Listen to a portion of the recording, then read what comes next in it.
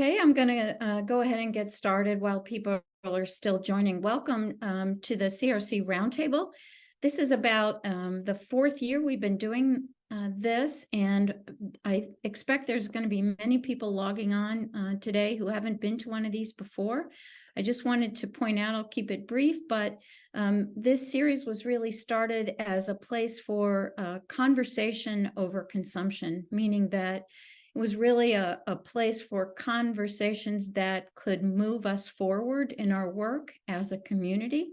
What that means is that we try to set the stage a little bit and then really keep sacred the amount of time for questions and conversation.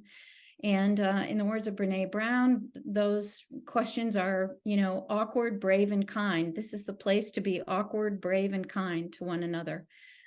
I usually start off with a description of why this topic at this time and by these people.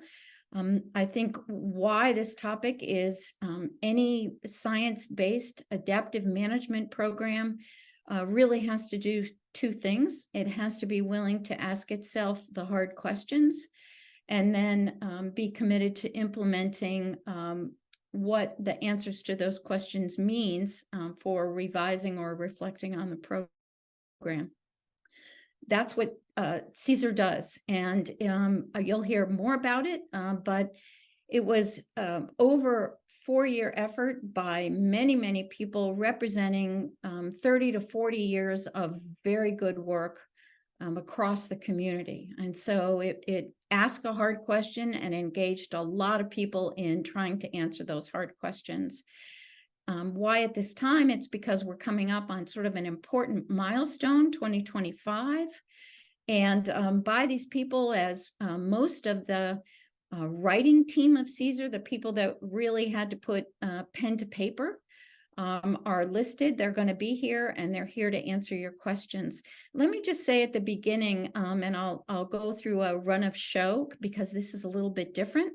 We're going to start off with about a 7 to 8 minute video about CESR that, because there's so many people registered and on this call, and CESR and its what's called resource documents that are behind it represent hundreds of pages. Some of you have read all those hundreds of pages and some of you not. And so we're going to have a video followed by a short presentation to try and get everybody close to the same page. We will then have an hour for you to ask questions and us to respond and discuss. We've received quite a list of questions beforehand. We answer questions out of the chat. So when you do have a question, please enter it in the chat, and that's how it gets entered into the conversation. I will do my best, but have no fear. We do a wonderful thing with this roundtable where we follow up, and all the questions that we've gotten either in the chat or beforehand that we did not have a chance to answer, we make a commitment to try and do that in a document and follow up with that for you later. So with that, again, the run of show today will be about a 7 or 8 minute video, followed by about a 15-minute presentation of really the findings, the major findings of CESR, and then we'll enter into discussion again. That's going to be out of the chat. So with that, I will turn it over to Lauren, who's going to start the video.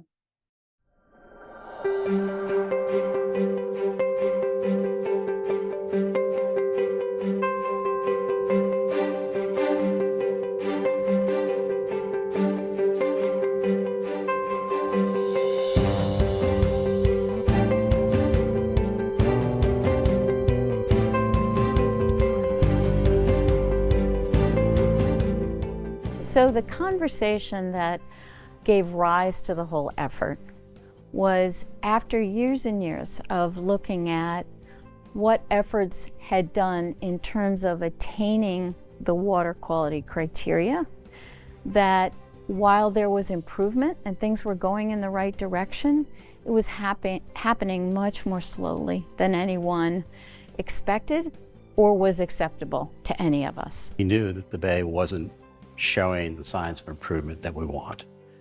So that drove the discussion of, well, what do we need to do about that?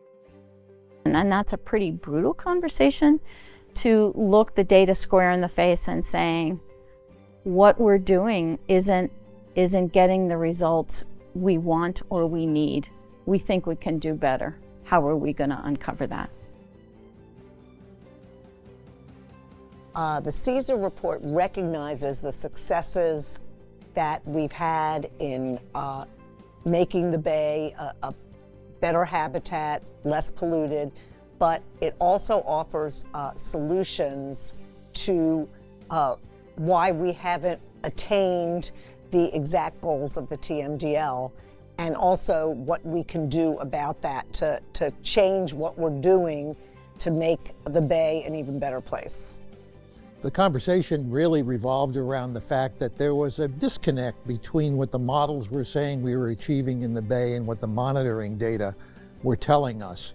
It was looking from management actions in the watershed all the way through the estuary to the living resource response. Achieving nutrient reduction goals for the bay is proven difficult. Runoff from agriculture on urban lands are now the single largest contributor of nutrients to the bay, but existing programs are unlikely to produce the scale of reductions needed. The report offers a number of options to improve that situation.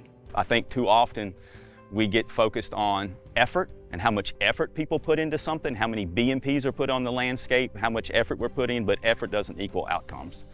And I think we need to keep focus on achieving outcomes. The report really emphasizes the linkage between water quality and living resources, and that you can have good water quality, but that doesn't guarantee habitat improvements and that living resources will improve. So we have to make some choices about where we focus our investments to have the best impact for living resources. So the structure of the TMDL was very much focused on water quality, but that creates opportunity for the organisms. There's no guarantee you're going to get more organisms. You have to create the opportunity. But our idea in this CESR report and the living resources document, part of it, was we can actually do the analysis to see if those opportunities are actually being fulfilled. The finding that gives me the most hope is that for the first time it's been made clear and people have accepted the fact that the living resource goals that we have been disconnected from the water quality programs that we have been implementing. I think that the findings that give me the most hope are that the bay hasn't gotten worse. But given that the population in the watershed and the pressure on the ecosystem has gotten so much more intense over the past 40 years, I think it's amazing that we've made progress at all, to be honest. One of the things that we ended up emphasizing that maybe I didn't expect that we would emphasize was this focus on the transition zone between the land and the water, and that's connection to the shallow water habitats of the estuary. We don't necessarily have to rely on meeting the goals in the deep channel for dissolved oxygen in order to improve the system. That in fact, it's probably just as important that we focus on shallow water habitat. That's closer to where people are, that's where a lot of the living resources are, and that we may be able to achieve a lot more if we adjust some of our expectations to focus on the things that we know are going to be most important. But we have a good idea of, where the pollutants are originating from, how they're transported through the system into the estuary. So I think, that gives me hope that we understand some of the major problems. It also gives me hope that we have a very talented team in the Chesapeake Bay Program to address these questions and challenges.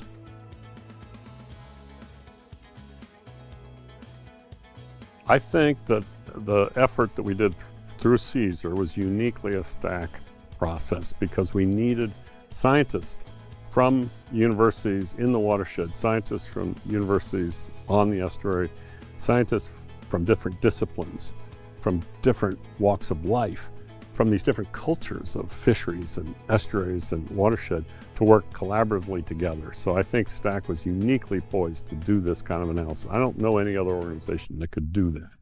Perhaps what was unique about STAC's ability to do a report like this is that it's an independent entity, and it's an entity that benefits from having a wide range of different people involved, you know, spanning the spectrum from academics to those people working for agencies and those people that are working on the policy front. So that collection of individuals, I think, made this report uniquely possible from STAC.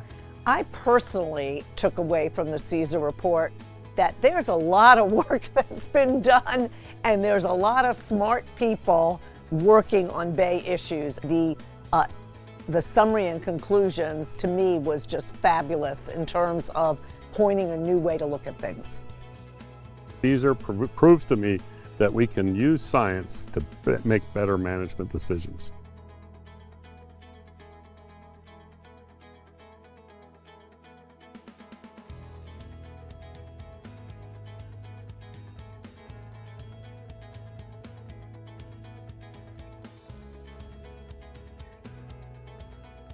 So I'm going to let those credits roll while I get us ready for the next portion. And what's important about this really is that the CESR report had over 50 contributors. And so I really want to recognize that while Kurt and I are just sort of in charge of presenting to you today the major findings and implications and just sort of kicking off the discussion, really represents, it's such a collective effort, a lot of great work by lots and lots of people. And so we're merely serving as the ambassadors. So I will let that roll. Kurt and I, because the video kind of gives you the context, but it doesn't tell you much about the specific findings and the major implications of that. Kurt and I will take about 12 to 15 minutes to go ahead and do that for you. And then we'll follow up with the discussion. Again, if you've joined us late, we facilitate the discussion out of the chat. So feel free to enter the questions into the chat. I'll facilitate the conversation out of that. I'll be asking the panel the questions. And we will follow up with any questions that didn't have a chance to get answered. So with that, I will turn it over to Kurt, who's going to start us off. Thanks, Denise. Well, we'll try to be brief so we can save a lot of room for conversations at the end. So this was mentioned at the very beginning of the video, but we wanted to show you a sort of a representation of what that means with some data. This is a graph of the percent attainment of the water quality standards to date, all the way up to 2020. And as Denise mentioned in the video, you know, we're trending in the right direction, but you know, we are still a long way from achieving what we set out to achieve decades ago in terms of our water quality goals. And so the question that, you know, CESR's asking is basically why that gap exists, and what might be done about it to bring those two things closer together, trends and our goals. So the way the report was structured and motivated was we were looking on the left-hand side, there's a Bay water, the Bay restoration and a Bay agreement on the left. But we were looking specifically at the water quality aspect because this is the enforceable goal of the Bay agreement and under the Clean Water Act. And so, you know, we started from the designated uses, what we're trying to get out of the Bay with respect to living resources, to the criteria, to the TMDL, to the programs that were being implemented.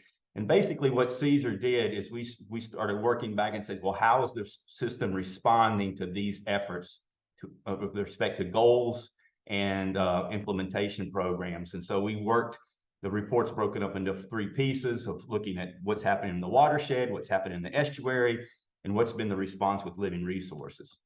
So this is just a quick summary slide of the overall findings, and we'll get into a little bit of detail and then we'll open up for questions. But with respect to the watershed and achieving the TMDL, the pollutant reductions identified in the TMDL, we really focused on the non-point source aspect of where the loads are coming from, and looking at the fact that we're making relatively little progress in terms of reducing loads from these sources, but these sources are going to be needed if we're going to achieve the TMDL.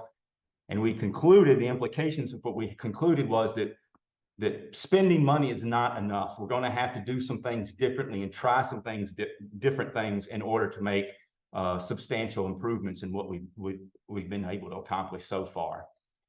With respect to the standards, in which we found that we're moving in the right direction, we're trending in the right direction, but the magnitude of improvement appears to be lagging behind.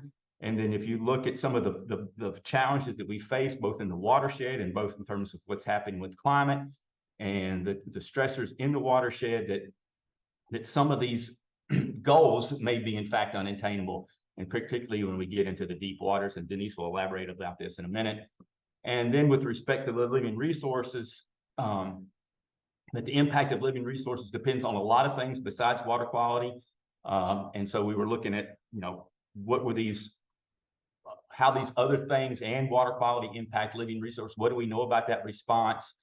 And as mentioned in that video, we do think that there's potential there to strengthen that link and to focus more on living resources and get some additional gain for our investments.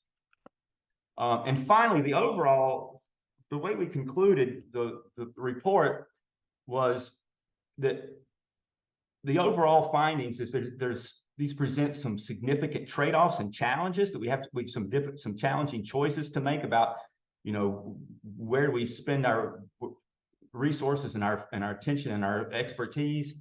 That there's a lot of uncertainty in the system because it's a very big and complex system with lots of people making lots of decisions, and that there's no simple silver bullet answer. There's no saying, oh, if we just did this, then everything will right itself. It's a much more challenging problem than that. And so, one of the implications of how do we recognize those trade-offs? How do we better address the uncertainties that are in the system and then accelerate innovation and improve our learning? And so we had some things in the report. We'll talk about that as well briefly at the end of this presentation. So let me just start off by mentioning a few things about the watershed and about the finding about our non-point source programs not generating a scale of reductions needed to meet the TMDL. We focused on two problems, and this is sort of, we have shorthands for these problems. One is that we're not generating the scale of reductions that we need, and we call that the implementation gap. And we also looked at the idea that there might be response gaps, that our programs that we're implementing may not be as effective as we think they are. We have an expectation that if we do X, Y, and Z on the landscape, it's going to have this result, and maybe some of the evidence is pointing that might not be the case. So let me illustrate those 2 points here briefly. These are the Chesapeake Bay Program's model estimates of nitrogen and phosphorus loads from 1985 to 2021. This is pulled right off of the website a couple of days ago. And nitrogen is on the left, phosphorus is on the right. And you can see that as of 2021, these orange boxes, these are the reductions we have to make in order to achieve the goals within the TMDL. So let me talk about a little bit about the implementation and response gaps with respect to nitrogen and phosphorus. Let's look at nitrogen first. Now, if you look in those red boxes are the non-point source loads from agriculture and from urban lands. You can see that a lot of the progress we've made since 1985 has been with atmospheric deposition declining, as well as wastewater treatment plants. We got some reductions from non-point sources, particularly early on. But the implementation gap, if we can put these two side by side, this is what's happened over the last dozen years, and according to the Bay model estimates. And then we've gotten a relatively small portion of reductions in those 12 years, about 3 million pounds. And at that rate of reductions, it will take us well over a century to meet the reductions from non-point sources that are called for in the TMDL. So very challenging in terms of getting reductions in the watershed, particularly with respect to nitrogen. This is what we call the implementation gap. How can we close that? How can we accelerate that? The second thing is with respect to the response gap, and I want to illustrate the response gap with respect to phosphorus. If we look at phosphorus and we say, wow, we're getting pretty close to meeting our goal, but that's assuming that our expectations of what we're doing on the landscape is actually effective as we think they are. So let's look at let's compare to the CAST model, with the estimates of the CAST model, but with what another model that we use, the Sparrow model, which is an empirical model that's based on that's trying to parse out the trends and the direction from the monitoring data. So Sparrow is based on an empirical model looking at the monitoring data, trying to explain trends in the monitoring data. Now, if you look at the top graph is CAST, and if you look at CAST, from 1992 to 2012, CAST is predicting reductions in total phosphorus and reductions in non-point source loads. So if you look at those bars on the left-hand side, top graph, the blue, the orange, and the gray, those are basically urban and agricultural non-point sources. So we're seeing reductions according to CAST in that. But if you look at Sparrow, right, from 92 to 2012, phosphorus loads, looking at the monitoring data and trying to parse that out, phosphorus loads are going up. And in particular, they're going up because non-point source phosphorus loads are going up. So what is the disconnect here between what our model, what we expect from our model, and what we're seeing and what we're in the monitoring data? We go through in the report in some detail, as well as in the response, the resource document in this section, possible reasons why progress towards getting nitrogen reductions and response gaps with respect to phosphorus and nitrogen have been so so hard to achieve. And we've looked at legacy nutrients, mass balance, BMP effectiveness, behavior, and monitoring data. All of these are potential explanations about why progress has been so hard. With respect to legacy sources, there's a lot of legacy nitrogen, particularly in groundwater, that's going to take decades to work through the system, even if you stop all applications now. Phosphorus, legacy phosphorus, is stored in a lot of soils. And a lot of soils, and particularly in heavily intensive areas, are saturated with phosphorus. It's going to take years to draw down with no additional phosphorus applications. The mass balance issue, this is just the total amount of nitrogen and phosphorus coming into the system and how much is being exported in product. The remainder is what's left or stored in the watershed or exported to water or air.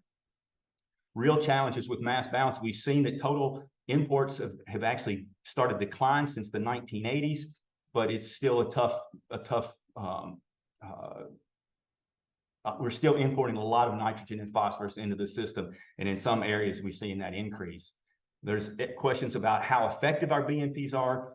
CESR does not say that our BMPs are not effective. We're saying that the effectiveness at removing nitrogen and phosphorus could be a potential explanation about why we're not meeting our expectations. Maybe the expected effectiveness is 65% rather than 75%. And there's lots of reasons why BMPs might not be as effective as we think, including scientific data suggesting that's incomplete, long-term maintenance, long-term performance over time is uncertain. We also looked at behavior. There's a lot of reasons why we might not be getting the responses that's related to behavior.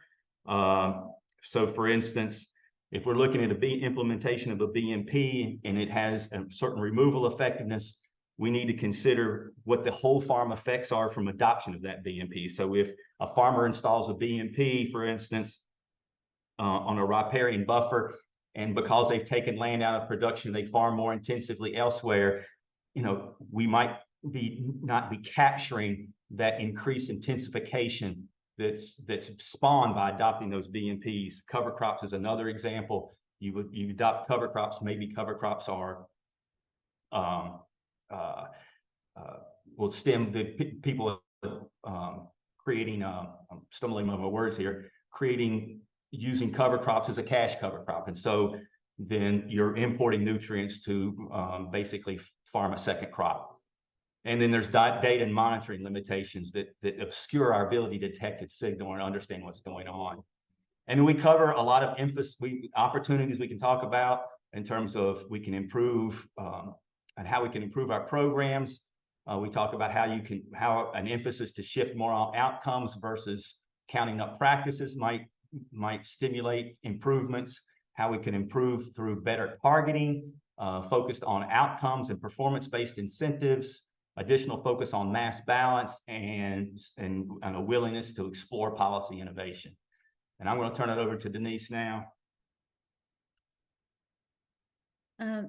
Thanks, Kurt. So now we're at the part of the report that says, okay, given those load reductions, what's actually been the response in terms of water quality criteria? And what I did want to point out is that there's different ways to look at the achievement of water quality standards. I'm an ecologist, so I basically say, well, there's a lot of different habitats in the bay, and they should all respond somewhat differentially. So one big thing in the report is that we start to look at it by designated use or by habitat. So let's take a look at that next slide. And let me explain this graph, because I'm going to take some time to step through it. And let me just tell you that the caveat is that this is an imperfect analysis, but it was a point of exploration. And so the question in all these portions of the report, we kept asking ourselves, what did we expect to happen? What is happening? And if there's a gap, that's what we call a response gap, what might be the reasons for those gaps? And so this series of charts is across 3 of the habitats or designated uses: open water, deep water, and deep channel. The x-axis on all of them is nitrogen load in million pounds per year, going from low loads at the left to high loads on the right. And the y-axis is the same. It's the percent attainment of water quality criteria. So the first thing to look at is the orange circles are how we set the WIP phase 3 planning targets.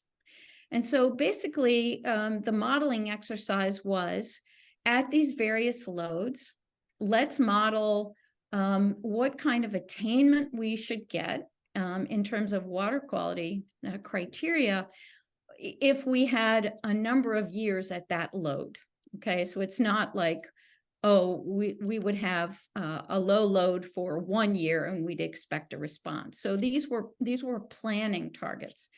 And what's important just to take a look at is that there were some real thresholds of response. So in other words, if you look at the one over on the right at the deep channel, there's quite a drop off. We thought, okay, once we get to around 300 million pounds, there's going to be or below 300 million pounds, there's going to be a drastic increase in the water quality criteria attainment. So there's some pretty steep portions of those curves, but especially in the deep channel. The next thing to look at is look at the blue diamonds. And so the blue diamonds are actually from the monitoring data. They represent 3-year running means of observed attainment of water quality criteria. So they've averaged the loads and the percent water quality attainment over 3-year periods. And there's a couple things to notice about the blue diamonds. So first of all, in the open water, they are showing the right trajectory. In other words, at low loads, you're getting increased attainment of water quality criteria. And actually, there's those blue diamonds are pretty not too far underneath those orange dots. So even though it's not an apples to apples comparison, it looks like it's behaving somewhat as expected. When you go to the deep water, that's not the case. There might be a little bit of a trend, but they're pretty much looking like there's not really been much of a response. And when you look at the deep channel, what's really compelling is that there really has not been a response, and they're really laying at the bottom. And so we really haven't seen much improvement in attainment of water quality criteria in these, at least this data that are 3-year running averages. So click again, Kurt. So we talk about the response gap being the difference between how our planning targets were set and what we're actually seeing, to see if there's some things we need to investigate. And there's a couple things to point out about the response gap. One is that there is a response gap as we define it in each one of those habitats. The second thing is that it is that response gap appears especially at low loads. And there's a lot of reasons for that. It may take the system many years of low loads to show a response, and that's not really shown in the blue diamonds, but that might be one reason. But there is the response gap is greatest at low loads for every habitat. And the last thing to kind of point out is that that response gap is by far the largest in the deep channel. So what that means to carry forward is that we need to think about why we're not seeing the expected response in the system. And that if we were to attain water quality criteria and we looked and we ordered the habitats, the deep channel looks like it would be the last to achieve its water quality criteria. It's got the farthest to go. So if you go to the next slide, that really leads to us looking at why are those response gaps? Why are we not seeing what we thought would happen? And the report goes into an explanation of all of these. I mean, probably a really large one is the warming that's happened. It changes a lot of the nutrient cycling. It's quite important. And so that might be a big reason why we're not seeing the results we wanted. There are tipping points in the system. And if you're not used to that language, a tipping point means that things are sort of creeping along, and once you accumulate enough results, the system really takes off. So maybe we haven't seen enough, for example, years of low loads for a response to be initiated. We've had changes in biotic communities, for example, oysters or SAV, or even, how benthic communities. And we've certainly had a lot of pressures in terms of land use, land cover. We weren't keeping anyone from entering the watershed. And so there's quite a bit of pressure in some of these important habitat areas. Go to the next slide. I'll try and finish up here quickly, Kurt. So what is the implications of that? And if, again, let's assume that percent achievement of water quality standards, we were talking about the fact that the deep channel might be the last to achieve water quality standards. And so we might get them in migratory and spawning habitat first, then maybe in deep water, then in the deep channel. And you can see full attainment is that dotted line. And if you look at the cost to meet water quality standards, this is probably going to follow a lot of other processes where you can indeed say that you might be spending 80% of your resources getting the last 20%. What CESR actually recognizes is that, indeed, that curve might have actually been moved to the left. We might never be able in a changed system to reach full attainment of the goals we set before we knew anything about climate change, really.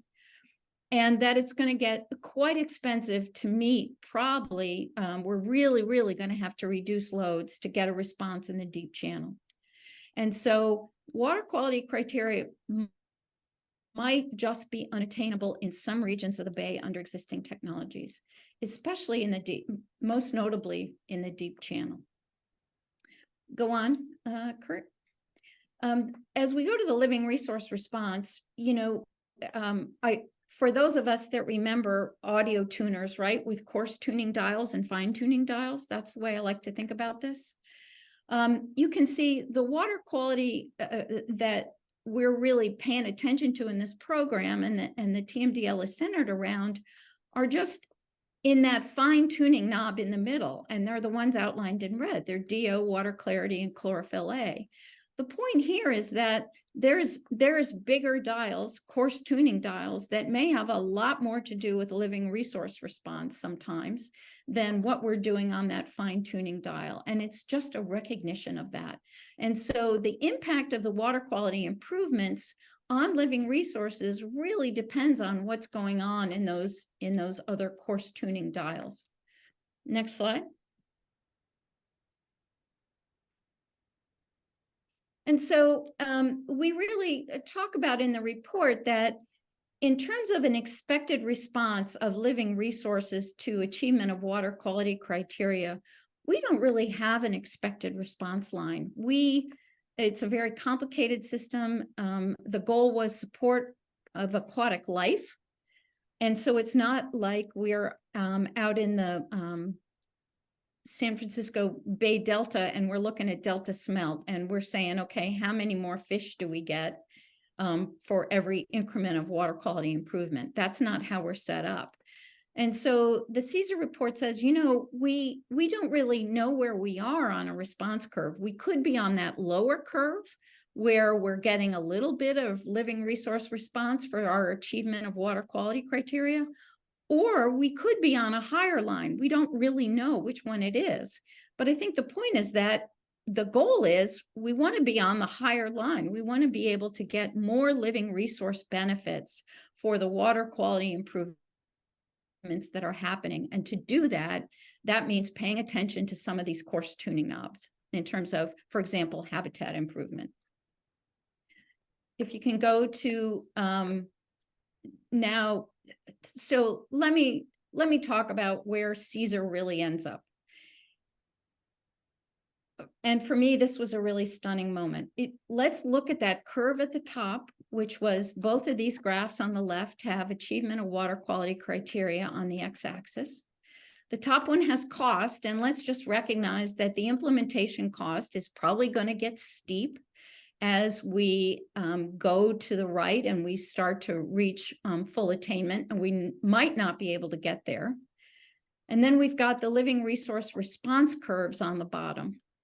And I think what CESR tries to say is that we could be getting appreciable living resource benefits without meeting full attainment of water quality standards. What would we have to do to say, what if the goal is to be on the steep part of the living resource response curve? In other words, we want the most living resource benefits we can get out of the water quality improvements we're making. How to do that. And what CESR says is that the learnings that are in CESR apply to every part of the Clean Water Act process and the Chesapeake Bay Agreement on the right. And CESR is an invitation to open up thinking about every part of that Clean Water Act policy. CESR does not say walk away from the TMDL. It simply says what we've learned can be applied to every step in the Clean Water Act policy process. And we ought to take this moment in time to think about that. And there we go. That's the end of that. And we will start the conversation. So, and I will do my best. Let me tell you, this will be a challenge, but I'm up for it. So, here's a great question to sort of start off with. How much has ag intensification and mass imbalances affected BMP effectiveness? And I will shoot that question to both Kurt and Zach.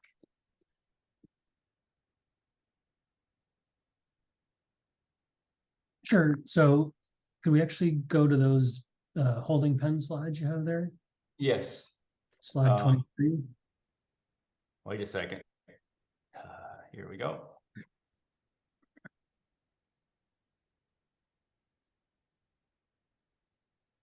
So this are a couple of figures out of a recent paper in the Chesapeake Bay looking at the ag surplus for both TN and TP across the watershed. And what you can see pretty clearly from these figures is that both phosphorus and nitrogen are in surplus in many areas of the basin for nitrogen, certainly from this analysis, but also for phosphorus, right? The Delmarva, the Shenandoah Valley, Southeast Pennsylvania all have pretty large surpluses of both TN and TP, right? Some of those areas have 50 or more kilograms per hectare excess, so it's above plant or above needs in the watershed. And the problem with this is that most BMPs don't appreciably change the mass balance, right? So no-till doesn't really change the amount of total nitrogen or total phosphorus in the system.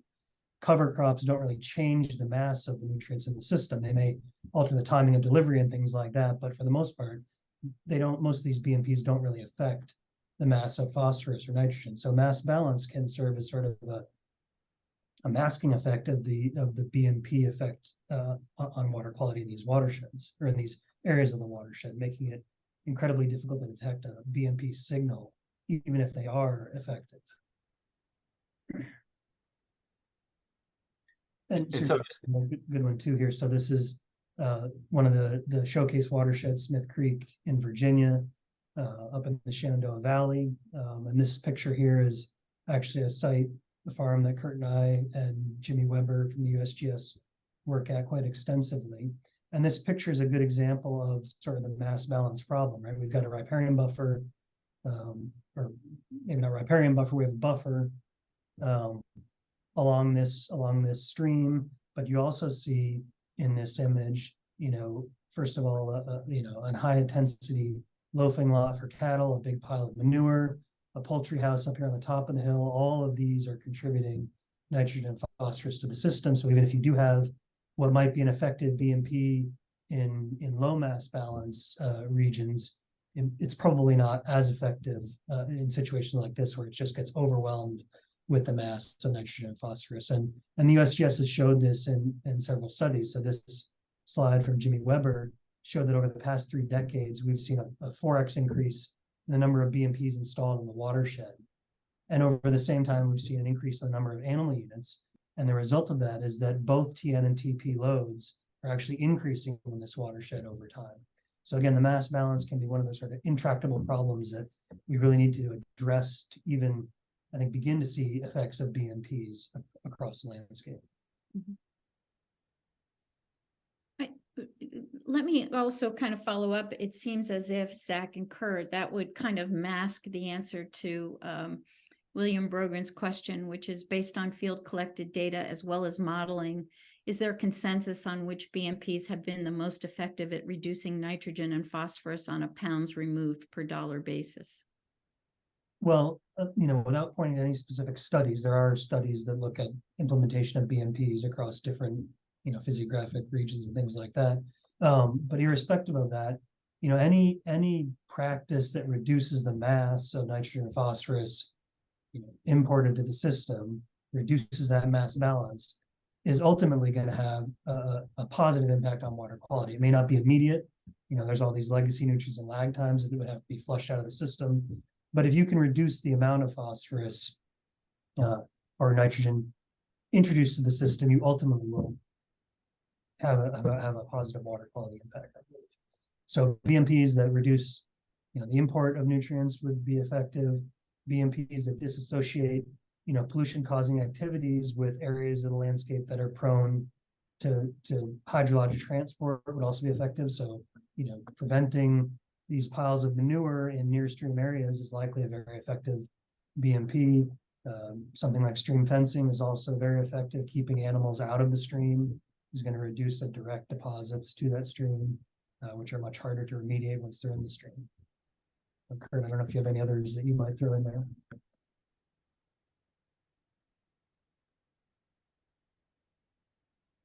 Kurt, and I thought while we're on the subject of BMPs, do you want to talk about a little bit about how we incentivize. I know you have a slide about practices, how effective they are versus what are the incentives to implement them. That might be a good thing to cover right now. Let's see. Well, I mean, related to There you go. that topic, you know, I've arrayed sort of classes of BMPs from left to right, from from an economics kind of a perspective.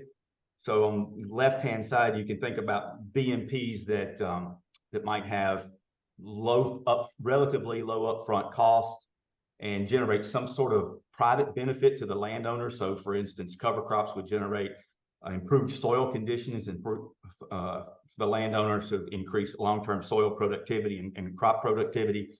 But on the right, you have more intensive, capital intensive or intensive, higher cost, upfront cost practices. On the right, bioreactors could be riparian, forested riparian buffers would fit into this category too as well. Very little private benefits to the landowner and high upfront costs.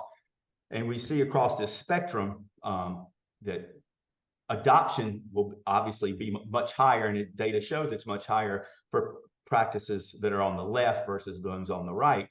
But that really doesn't tell us how effective these practices are from a cost perspective and from a removal effectiveness perspective in terms of removing nutrients. And so, you know, the question is, you know, from this type of setup, you know, we really don't know which is the most cost effective. So for instance, if we're removing nitrogen, a bioreactor might be very cost effective on a cost per pound basis, because even though it's expensive, it is removing a lot of nitrogen from the system. So that spring that was in the previous photograph with the cows, that spring is discharging about 16,000 pounds a year of nitrogen. So a bioreactor used to treat that spring could reduce hundreds and maybe thousands of pounds a year at over, you know, a long period of time. So it might be a relatively low cost way to remove nitrogen. So one of the things we talked about in the report is, you know, having supplemental type of incentive programs that reward and encourage people to tackle and identify the most cost effective and the types of practices that will generate the largest reductions at the lowest possible cost. And that would require, to achieve that might require creating different types of incentive systems in addition to ones we have now. I think let's maybe stay on the topic of BMPs, and I'll follow up with another question, just kind of maybe to wrap that up. What are opportunities for improved targeting was a question we got.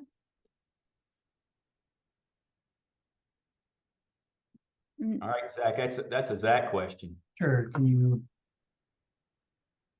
go? Yeah, the previous one. So I guess just setting up that question a little bit. So there's broad consensus that nutrient sources and loads are highly variable across the landscape, and they vary at multiple scales.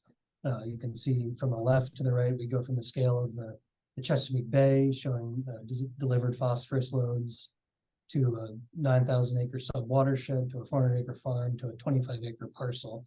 And all these figures are meant to show is that there can be quite a bit of variability across the landscape, and that can be driven by, you know, many different processes or drivers. It can be driven by landscape characteristics, by climate. It can be driven by different actors acting on the landscape. But all I want to recognize is that there is quite a bit of variability in where these loads originate, where and why these loads originate on the landscape. Go to the next slide. And so one thing CESR focused on was targeting, or the importance of targeting. We try to develop some, you know, I don't know if I'll call them catchy, but we borrowed largely from the 4 R's of nutrient management to try and distill our vision of targeting in the Chesapeake Bay, right? I mean, we got to recognize that there are, again, different areas or actors on the landscape that produce these disproportionate loads. and that with correct incentives, there can be motivation to treat these loads.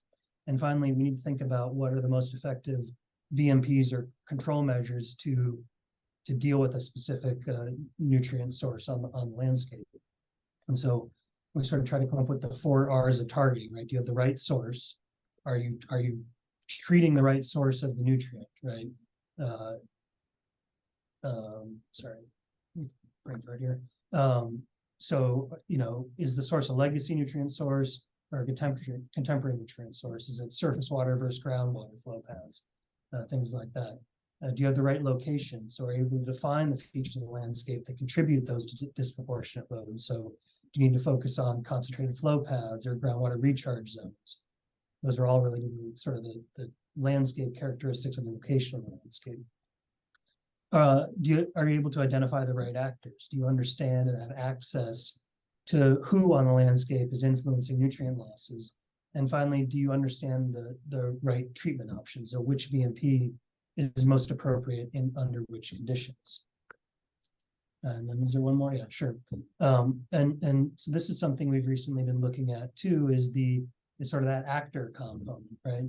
So I think there's pretty wide consensus that nutrient loads vary across the landscape as a function of, you know, landscape properties. But again, they also vary as a function of who's doing what on the landscape. And this is just a nice example from the Shenandoah Valley of almost 60 dairy farms. So again, all dairy farms, all in the same, you know, ecoregion.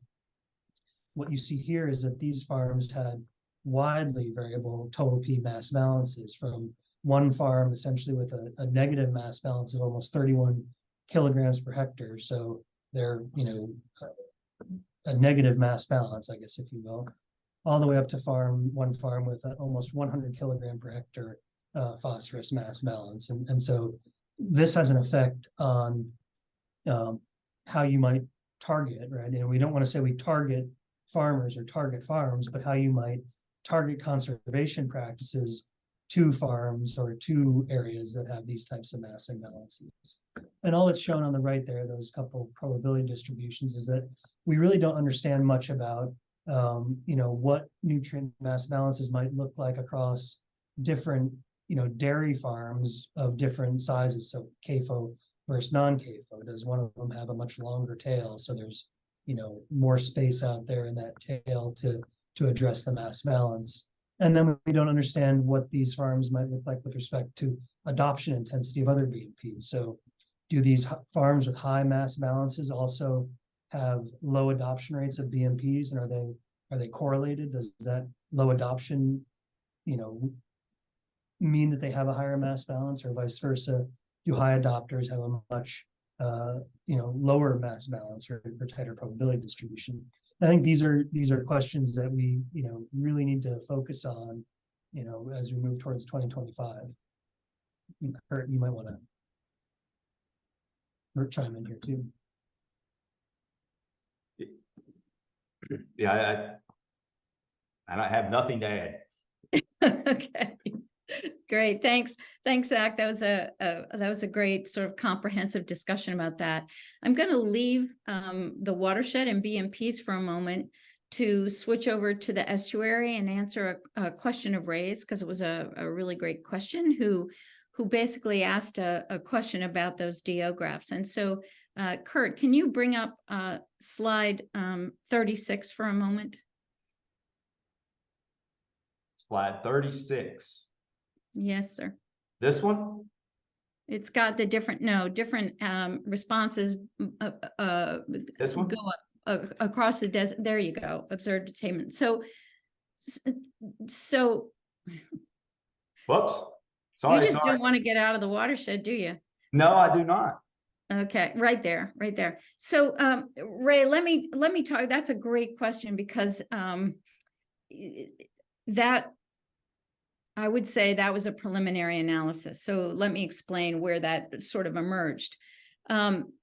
We started with the fact that while nitrogen and phosphorus concentrations have been going down at most of the stations in the bay, the response of DO is quite different. And in fact, DO trends are staying the same or getting worse at the majority of stations. And so we were like, what's happening in that process between reduced nitrogen and phosphorus concentrations and DO response?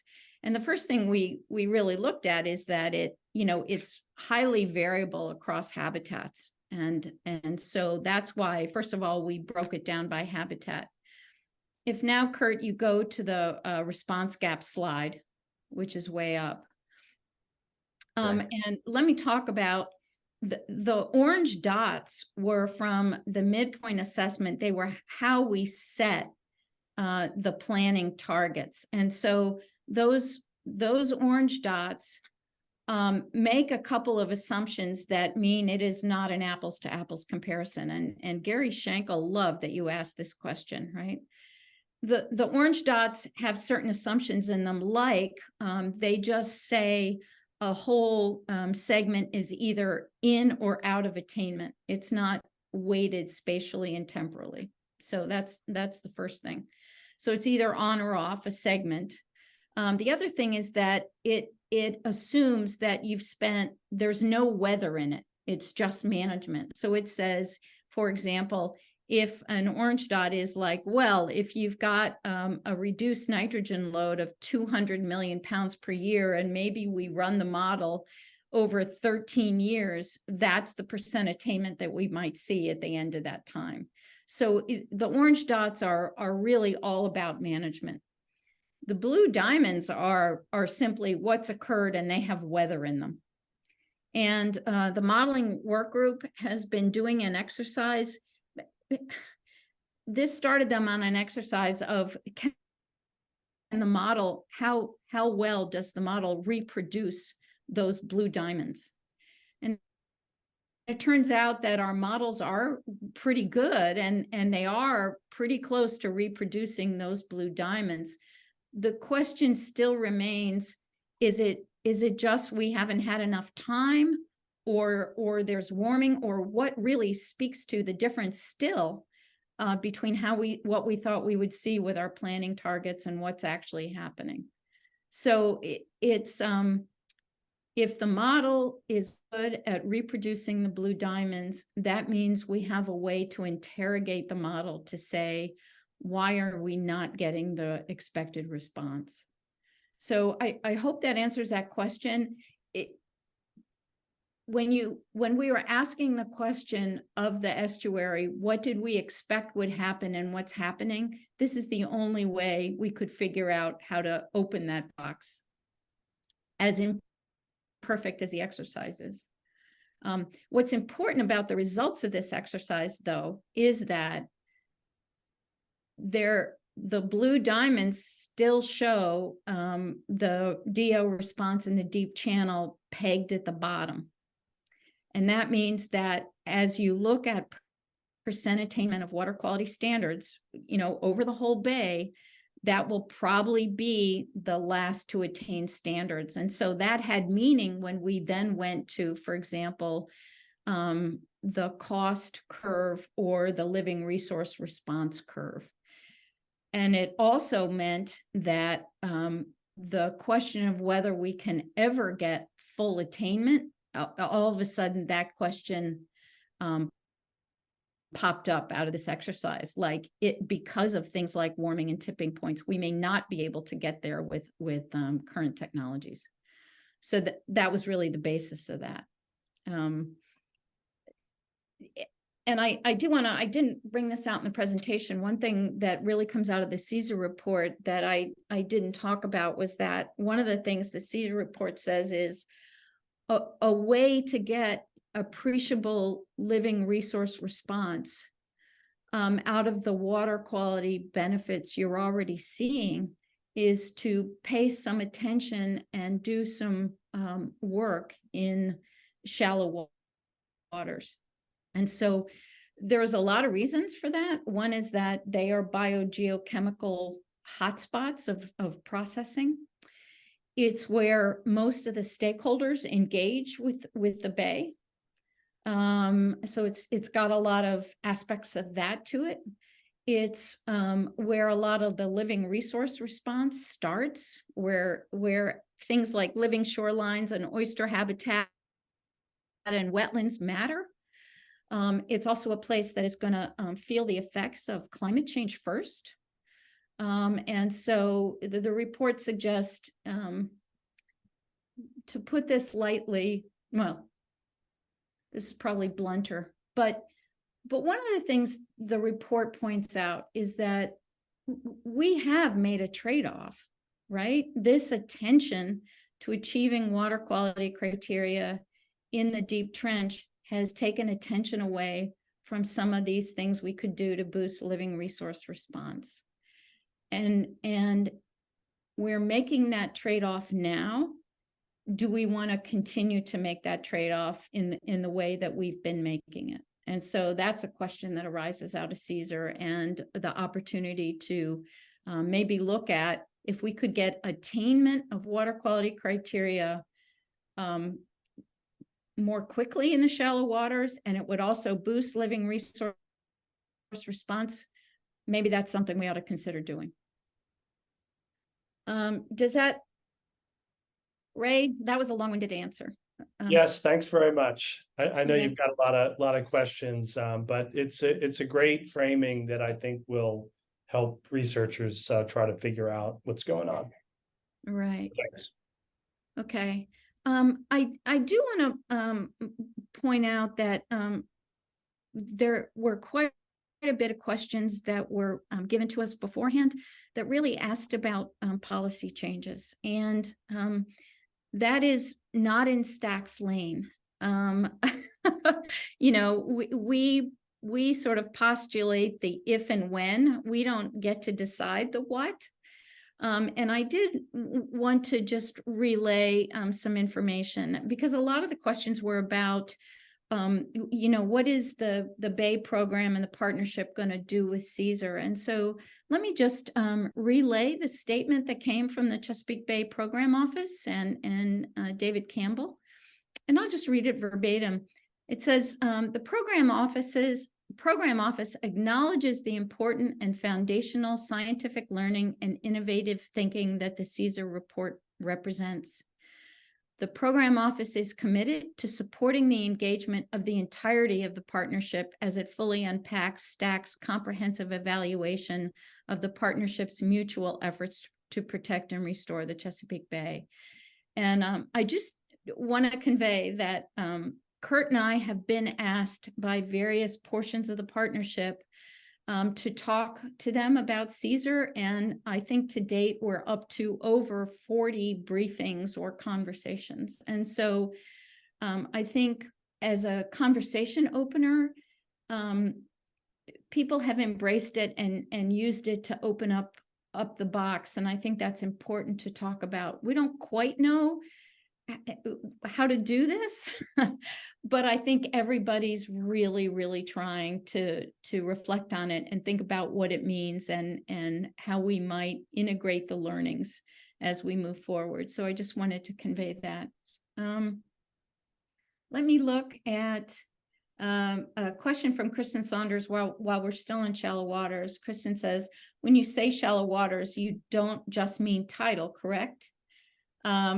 This came up recently, and I believe STAC intended to refer to the land-water interface in the watershed, not just the tidal areas. And I will confirm that, as did Jeremy. So the report calls that land-water interface the T-zone, or the terrestrial estuarine interface.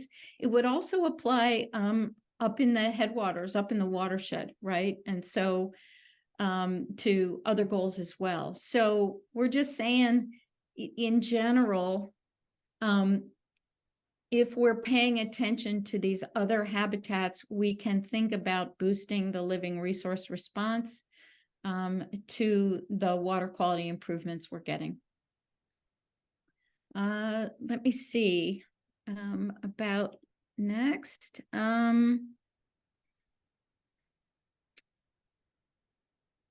Here's one. The CESR report actually talks about the notion of sandboxing. And can you detail a little bit more about what you mean about sandboxing, and in fact, what's an example of a sandboxing innovation?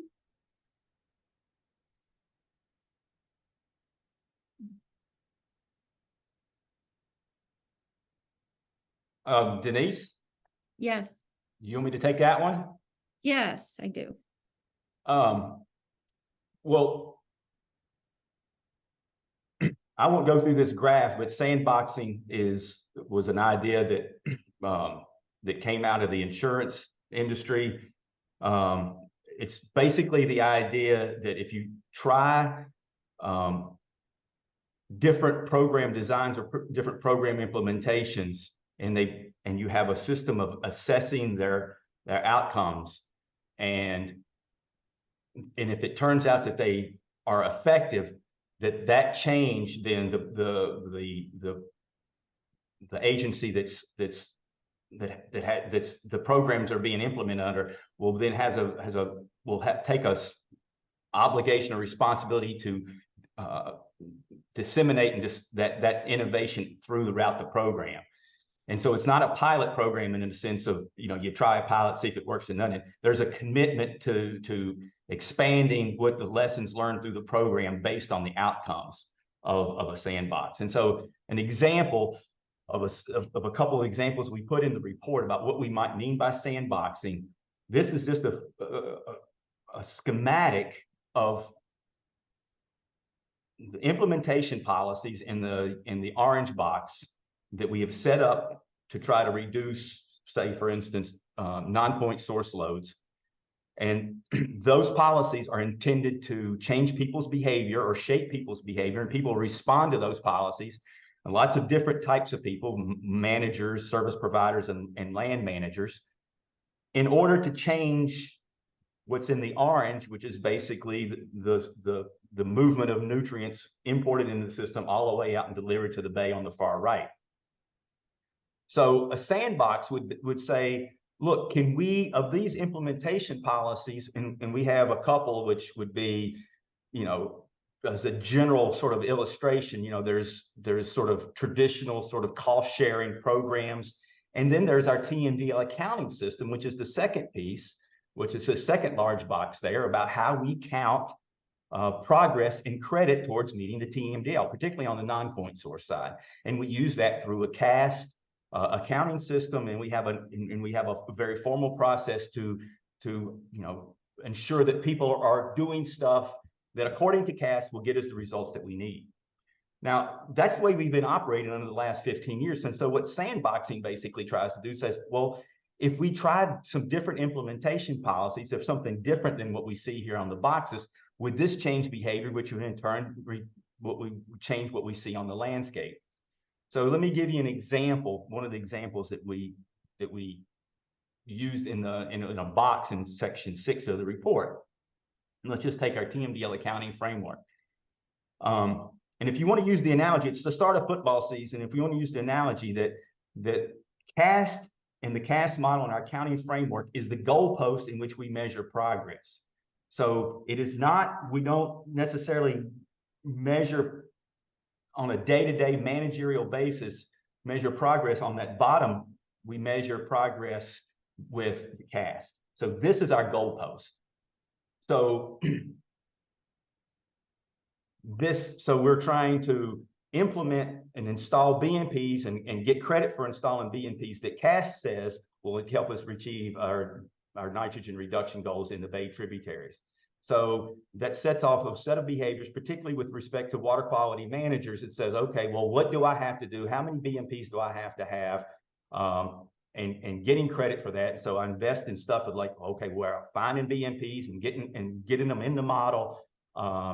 So that whole process is sort of, everybody's attention is focused on the model. If anybody goes to a water quality GIT meeting, 90% of the conversation is not what's happening on the bottom of the graph. It's happening, what's going on with CAST, and how can I get credit in CAST? And so with respect to this system and the way this rules are set up, what implications does that have, for instance, for for what Zach was talking about, for incentives for targeting nutrient and phosphorus reductions with the right source, right location, right actors, and right treatment options, if CAST is our goalpost, if CAST is the game, so we're playing the game that CAST tells us to play. And so if CAST is not able to give us credit for working with landowners, land managers that might be high impact owners, or going into very site specific conditions and getting credit for working on really problematic areas, then we have a disincentive to do that. So, and then our learnings in that type of a system would be, we're trying to learn how CAST works versus what's working at the bottom of the graph. So an idea for sandboxing would be, well, what if we measured progress towards achieving our TMDL differently than what we do now? What if we set the goalpost, if you will, the rules of the game in terms of achievement of the TMDL, not with what CAST says, but with different places in the watershed? So for instance, it might be at a sub-watershed level in terms of looking at measurements of trends of nitrogen and phosphorus at a sub-watershed level. It might be tracking progress, for instance, on reducing the levels of stored nutrients in the watershed, for instance, soil P levels through the watershed. It could be looking at the mass balance, and what Zach was mentioning in terms of the imports and exports of nutrients into the system. If we set different goalposts of what we're trying to achieve in terms of achieving the TMDL, then the question is, we might get different behaviors. And would those different behaviors then produce better outcomes? And would we send more attention in focusing on, so learning about, well, how do I move the needle at the subwatershed? How do I get those soil phosphorus levels down? And so would that change our learning about what's happening in the system? So a sandboxing idea might be to try out some different ways in which we can quote unquote document progress and document achievement towards the TMDL besides what we've been doing for the last 15 years. That would be one example of a sandbox, but there's many, many more, some of them related to the way non-point source programs are implemented in terms of funding of conservation districts. You can think of a number of different ways, but it all starts with changing what's going on in the yellow box to see how it changes behavior and seeing how it changes outcomes in the watershed. Thanks, Kurt.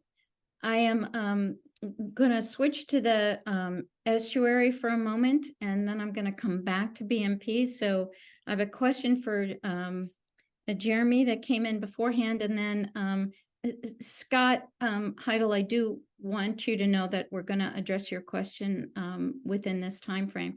So Jeremy, Testa, there was a question, and I think it might be an opportunity to talk about the actual question is, how might the CESR report be used to inform the conversation around shallow water use conflicts in the tidal environment? And I think maybe you can also take the opportunity to talk about, why is CESR sort of advocating this attention to shallow waters, and why, and what good can come of that, right? That it's not an either or. We're not abandoning the efforts we're making already, but what might this mean, and what might the opportunities be? So I'll let you have the floor, and thanks for joining us from a doctor's visit for a torn ACL. I'm really sorry. That's okay. It's what happens when you try to be a weekend warrior. Learned my lesson 3 times now. So, well, not having seen the question, I guess it's around use conflicts in the shallows, and how this shallow water estuarine transition would play into those. I mean, I think part of the motivation for having this call towards the shallow waters is as I think was said in the report, and you probably said in the presentation, is that they get to the heart of where lots of people are actively in the bay and experiencing the bay. And so one benefit of emphasizing those is to sort of take advantage of that as both a way to engage with a wider group of people who have ideas about how to restore, and then the benefits that are felt there are hopefully realized by a wider group of people. And one of the things I think that would help do that would be some emphasis on measuring some of the key parts of that there. Like we have a program for monitoring SAV, but it's at this point in time it's still a snapshot, kind of one time a year.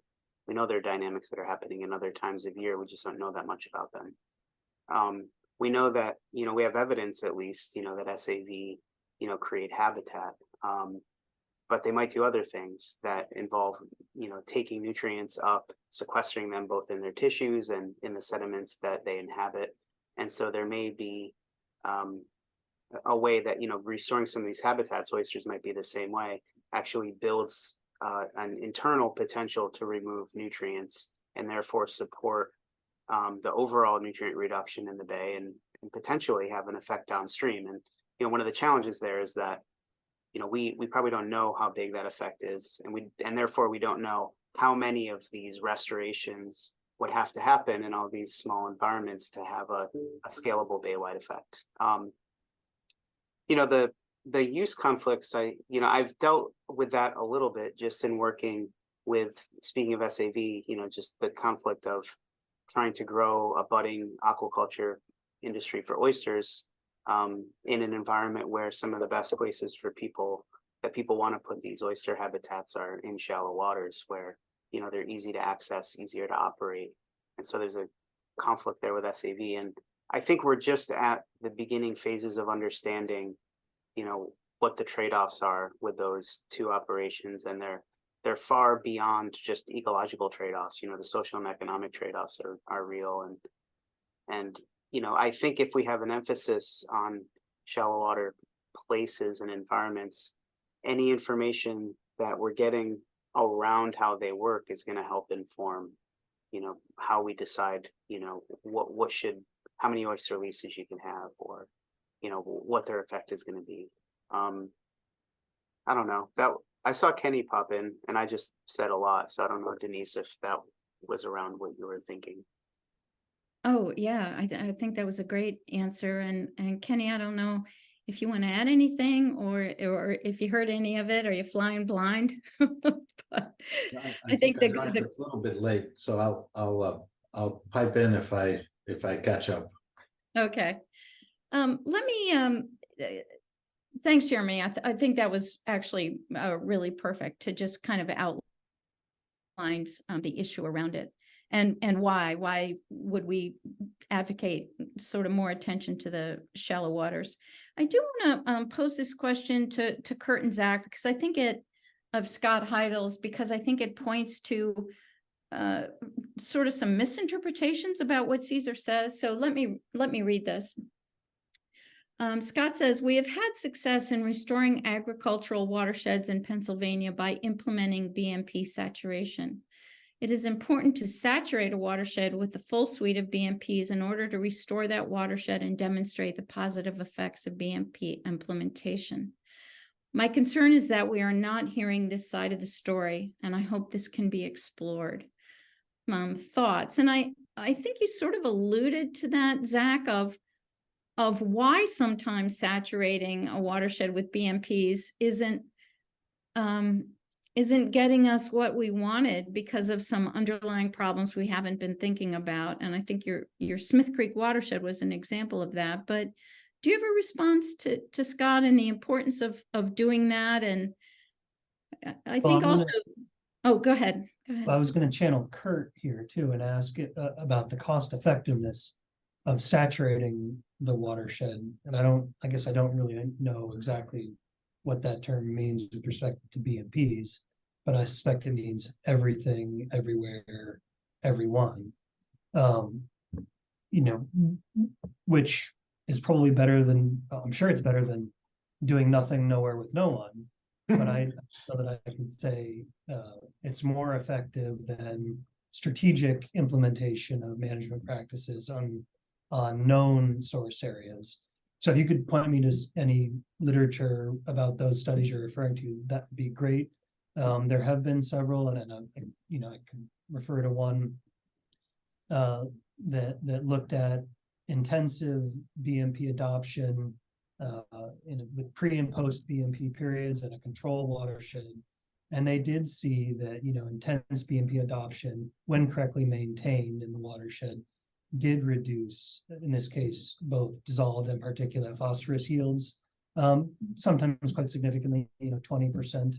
But what they also noted was that when they compared the saturated watershed, if we want to call it that, to the forested control, even after all this BMP implementation, intensive BMP implementation, the farm watershed was still producing somewhere between, off the top of my head, I can't remember exactly, but it's somewhere between, 8 and 15 times more phosphorus loss than a control watershed. So I think, yeah, we can do a lot with implementing more BMPs across the landscape, but I think we also need to be able to address things like the mass balance, which sort of can prevent BMPs from perhaps being as effective as we might think they are. Thank you. I'm going to, Kenny, I have a question for you, and it sort of gets to the heart of one of the people have asked what's been misrepresented in CESR, and there are quite a few things. I mean, it's difficult to process all of it, but one of them is that we are basically saying, let's not think about the deep channel anymore, and we're just gonna, switch to the shallows. CESR does not say that. CESR, in fact, doesn't say it's an either or. CESR says, please just be cognizant of the trade-offs that is engaged in some of that attention to the deep channel. So Kenny, the question is, what is the importance of meeting water quality standards in the deep channel? Like what is the case really? So I guess you're being asked to stick up for the deep channel, right? Yes. So probably the way I view it from a living resources point of view is that it's a very good indicator of overall system status, because the water comes through the watershed, comes into the estuary, and the deep channel kind of is a place where it doesn't change very quickly. So you can get an idea what the current and long-term trends are of the overall system in terms of primary productivity, decomposition, stratification, and then resulting in oxygen dynamics and at times very low oxygen there. So as more of a living resources fisheries person, I see it as playing a very good role as a long-term indicator of overall water quality, health, and status of the bay. What I would add is that it may be the case that achieving the last incremental improvement there may be not as efficient as putting your resources into another area of the bay, where you can, in a sense, from a living resources point of view, get more bang for your dollar, right? But it doesn't mean we abandon it. It's an excellent indicator of the status, and it has very good features about it being an indicator that some indicators don't have. It's very tangible.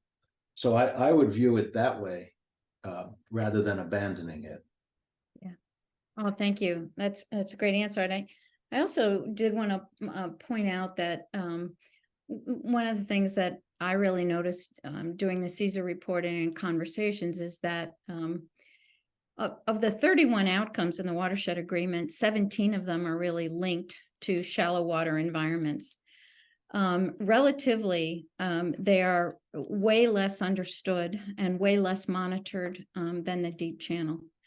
And so to some extent, we're dealing with what's called lamppost science, right? We're concentrating on the things we understand the best. And so there is a little bit of a lack of understanding about what happens in shallow waters. I'm going to use the last 5 minutes to sort of popcorn my panel, the people who are here, and I believe I have Kenny and Leonard and Zach and Kurt, and I'm going to ask you each for because this was a question.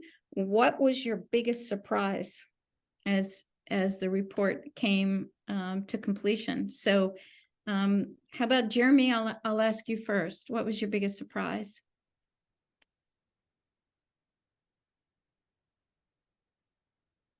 Oh, wow. Talk about being put on the spot.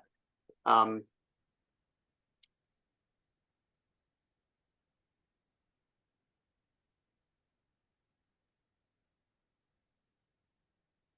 don't know. I'm going to come back. I'll just pass. How about that? Okay. Okay. How about let's go. Leonard, are you still on the call? What was your biggest surprise? Oh, I think he's gone. Let me ask let me ask Zach. Well, I've got a bunch, but I think the one that was most surprising to me was how reliant we are on CAS to drive improvements in water quality. Oh, that's a good one. It's a great surprise. I'll come back to you if I need another surprise. Kurt, what was your biggest surprise? I think, you know, for the negative Nelly in the group who was partially responsible with Zach Easton of focusing on, you know, this slow trajectory and, you know, why are we bogging down? I wasn't expecting it to end on a good note. And, you know, what I thought it was some of the positive things that came out of it, you know, was particularly, you know, that the opportunities, if we can shift our focus, the perfect doesn't have to be the enemy of the good. And if we can get, you know, some good conditions and, you know, that we can, and we focus on the living resource response, we can significantly potentially improve our living resource response. So that was always, at the end of the day, that's the end goal ultimately. And, you know, that was a positive for me is to, you know, turn around that, you know, that woe is me, this is a tough job, to, hey man, there's some opportunities here. Mm-hmm. How about you, Denise, could I add, Bill Dennison here, could I add a surprise to me was how we could reach a scientific consensus among, how many did we end up with? 50 or 60 scientists from a diversity of institutions, and we really did come together to pull this CESR thing off and have consensus on our major recommendations.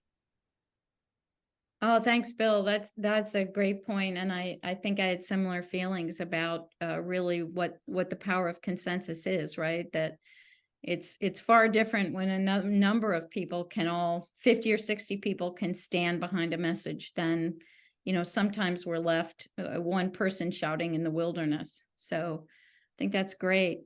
And Kenny, you get to, unless Jeremy wants to hop in at the end. Well, I was, as someone who's, you know, compared to other people, been involved with the Bay for, you know, only 6 years, which is, people have been there a long time. The more we dug in from the living resources part, the more I was pleasantly surprised as to how much had been done and how thoughtful it was that what had been done. And I don't think that was so obvious to me, to be honest, when I started as kind of a novice at it, but it really was well designed and well set up. And I really think this is a pivot that many restoration programs go through. It's not bad news. It's, in fact, it's good news. It's feasible and doable, and and so that was, I wouldn't say that was a surprise, but it was a pleasant discovery for me in that sense. And then reiterating what Bill said, and the fact most of all of us are still speaking to each other, I think, is a surprise in some ways, in a sense. But you can only have done this with a group like STAC and with the dedicated people like our leaders and Kurt and Denise and the whole crew. Because if it was easy, it wouldn't really matter that much. And so I think it's proportional to how difficult it was, is also how its potential impact can be. And so that wasn't surprising, but it was just it was pleasant realization, I think. Jeremy, anything to add? I think the thing I'll say quickly, and maybe it's because I was struggling for a surprise, is that, you know, part of the process for me that struck out was that I think a lot of the ideas that we expressed have been in the conversation for a long time. I think what maybe I hope this report achieved was bringing some of those conversations sort of to the fore, emphasizing them a little more, and trying to explain the background behind why those types of issues were being discussed widely among the community. So. Great. Well, with that, I'm going to finish up again. We will strive to answer as many of the questions that appeared in the chat or were submitted beforehand that we didn't get to as we can in a follow-up email that'll also have a link to the recording.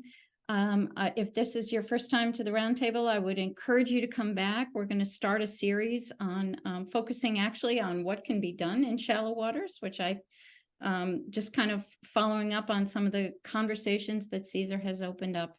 And with that, thank you very, very much for wonderful questions and engagement, and have a great rest of the week.